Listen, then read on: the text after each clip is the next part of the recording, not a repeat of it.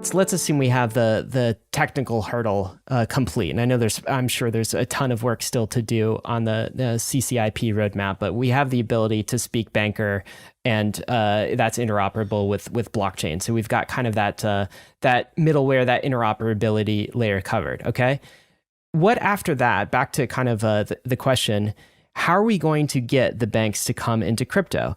Is it simply a matter of building up kind of the use cases or building up the liquidity of crypto? So this headline looks like it's a successful proof of concept in a pilot, right? Through Swift, a press release from Swift, which is a pretty big feat, I think. But what's it going to take for the banks to actually adopt crypto? Do you have a sense of that, Sergey? Banks are driven by a very strong profit motive. Their ability to generate profit from making real-world asset tokens, stable coins, and selling them to various family offices, hedge funds, and large global asset manager clients will, in my opinion, fundamentally kick off what I call securitization 2.0.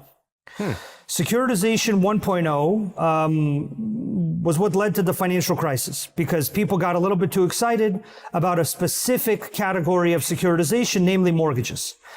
But the fundamental economics of securitization make perfect sense when you think about what it does. What securitization does is what everyone talks about with real-world asset tokens, but it actually takes it a step further, where you can basically turn anything into a financial product. Guess who is really good at turning things into financial products? Banks. Guess who makes a ton of money from turning things into financial products? Banks.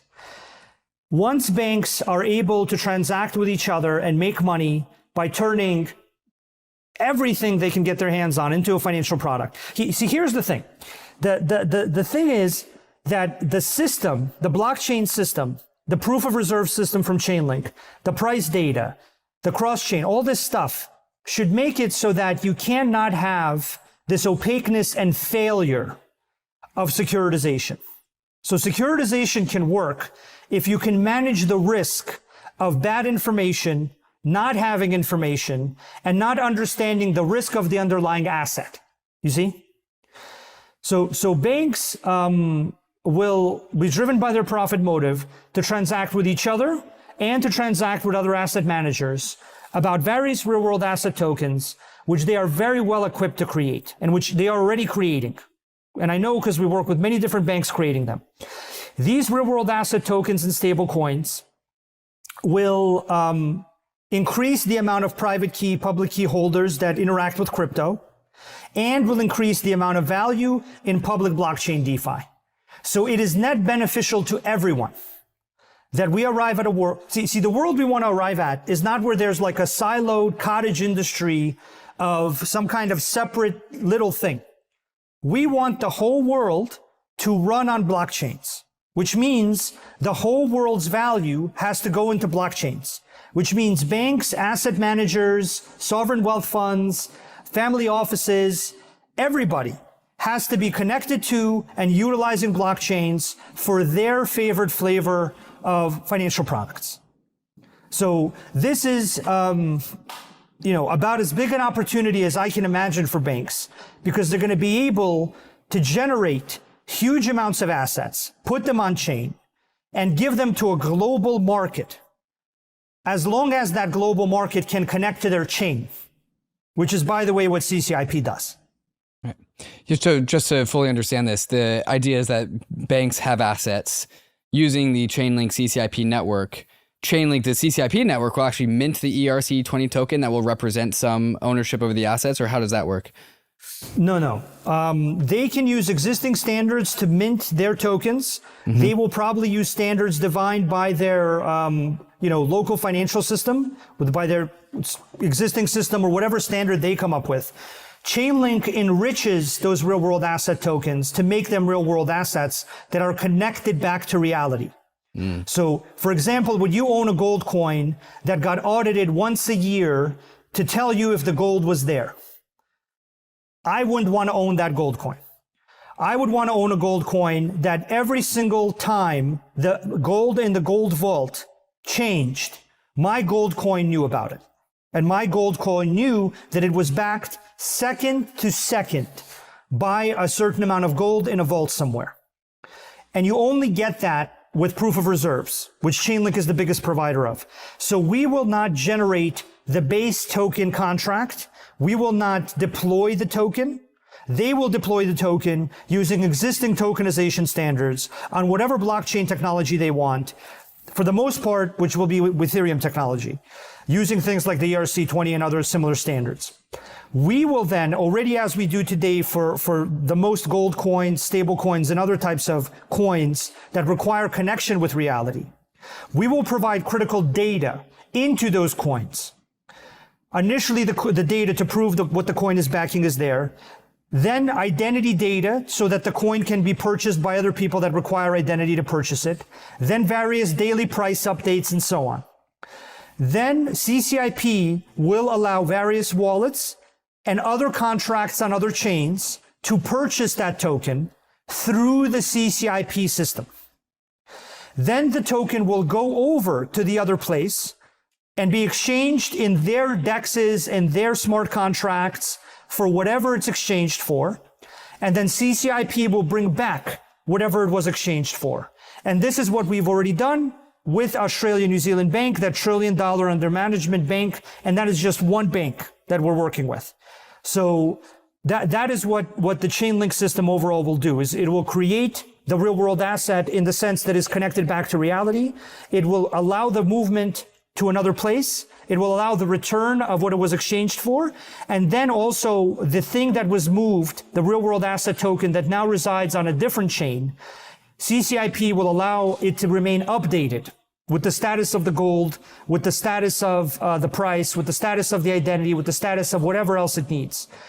And this will be the thing that defines the next wave of securitization and the next wave of real world asset things, because those things will be heavily connected with the world. And that is one of the things, as you know, that Chainlink is already very capable of doing. Yeah, you said the word enriching. I really like that.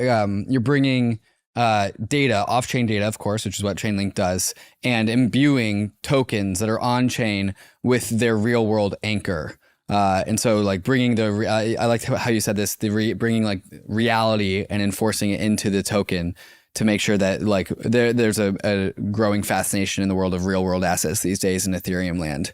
And I think what your perspective might be is that, well, in order to be truly real world assets, we need to make sure that they are actually correctly mapping on to reality. And that requires all these real world assets to have their real world anchors. And that's the service that Chainlink is providing. Yeah, otherwise it's not a real world asset. So you make your real world asset, it has to be a real world asset. Otherwise it's, just something you say has something which it may or may not have, at which point you're not doing much more than whatever the system does today, the current financial system.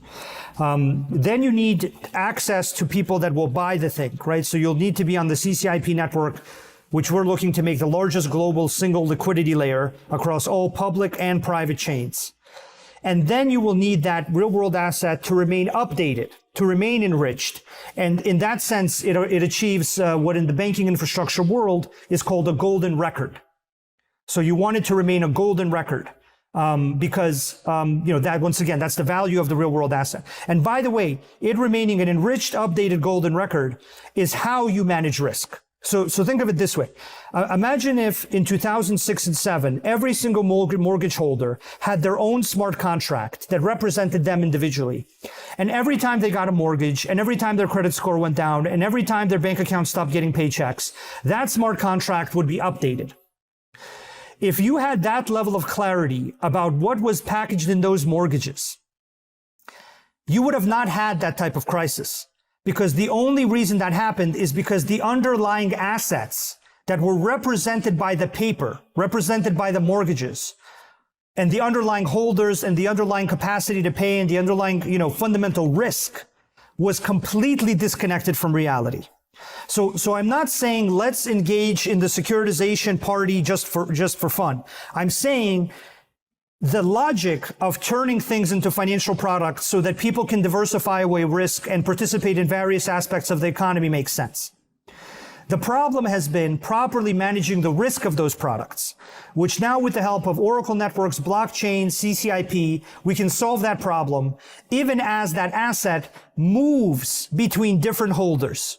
Because what happens before is that the person who originates the financial product might know a lot, and then they sell that to an investment bank. And then the investment bank sells it to an asset manager. And the asset manager sells it to another asset manager.